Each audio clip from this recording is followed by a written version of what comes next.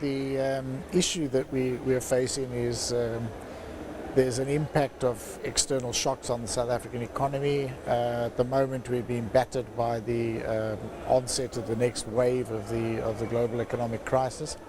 And I believe that one of the problems that we're facing is that a number of manufacturing firms are realizing they know what they need to do to raise productivity, to raise competitiveness, but that needs investment, and that they don't quite have the confidence to invest. And I think that's been one of the issues that we've identified.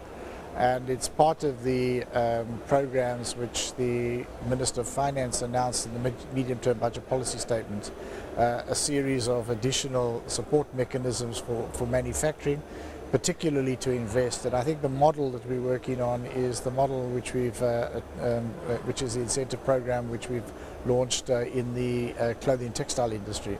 Because actually when a number of other manufacturing sectors went into decline in July, August, we found that the clothing and textile industry was not one of them. It was continuing to expand, albeit rather modestly.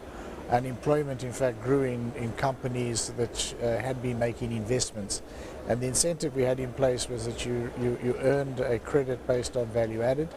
You were able to redeem that, but only against productivity raising and competitiveness raising investments. And so only a few companies have so far accessed that scheme, but those that have shown very promising results. And I think this is what we think is one of the ways that we need to address that particular challenge. Now, do you still think that we'll reach the growth necessary to get those 5 million jobs by 2020? Well, I think the new growth path is saying that we need to do two things. We need to raise the growth rate, the economic growth rate, so GDP per capita growth rate, but we also need to raise the labour absorbing content of growth. So we need to get more jobs per investment. We need to move into much more labour absorbing activities. So I think that